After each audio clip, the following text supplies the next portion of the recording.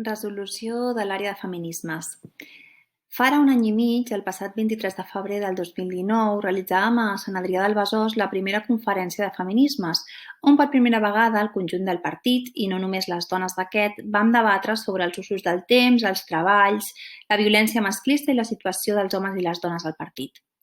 En la conferència es van acordar 10 punts per complir, els quals cal dir que no han estat possibles de desenvolupar i que en el marc d'aquest congrés ens hem de comprometre a la seva aplicació. Les dades que analitzàvem fa un any i mig no han millorat significativament. El passat febrer es publicava que a l'estat espanyol es fan més de 1.000 denúncies per agressions i abusos sexuals al mes, unes 32 al dia. Comunistes de Catalunya celebrem la creació del Ministeri d'Igualtat i l'anunci del Pacte d'Estat contra les Violències. Alhora, però, estem expectants perquè no acabin sent focs d'artifici i es dediquin les necessàries dotacions econòmiques i recursos per lluitar contra aquesta xacra social.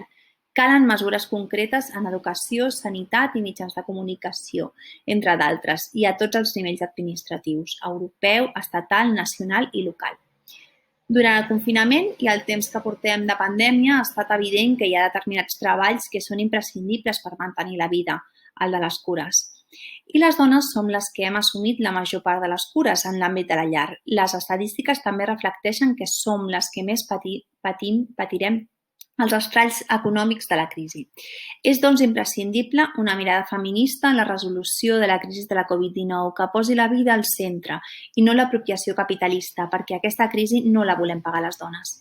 Als treballs de cures a les llars s'hi ha sumat el teletreball, que contràriament al que preconitza la patronal no suposa un avenç en la conciliació i la corresponsabilitat familiar, sinó que ens sobreexplota, expulsant-nos de la socialització en els espais de treball i reduint alhora la força que comporta la unió dels treballadors i les treballadores. Exigim, doncs, mesures que garanteixin la conciliació i la corresponsabilitat en les cures.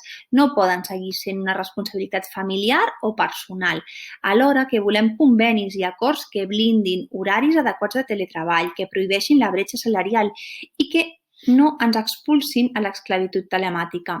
Des de Comunistes de Catalunya apostem per un moviment feminista unitari, nacional i de classe, que sigui capaç d'arribar a síntesis superadores i que ens permeti abordar amb més força els atacs del capitalisme i del patriarcat. Així doncs, entenem superats debats com els que intenten enfrontar el col·lectiu trans amb el feminista, alhora que les postures reduccionistes sobre fenòmens complexos en el marc de la societat polièdrica en la que vivim. Apostem per les societats laiques, igualitàries i democràtiques. Seguim donant recolzament internacional a totes aquelles camarades que lluiten per la igualtat i per la llibertat del seu cos, ja sigui a l'Àfrica contra la mutilació femenina, a l'Argentina o a El Salvador amb la reclamació de la despenalització de l'avortament, o a Iran per l'ús obligatori de la hijab. Sense les dones no hi ha revolució.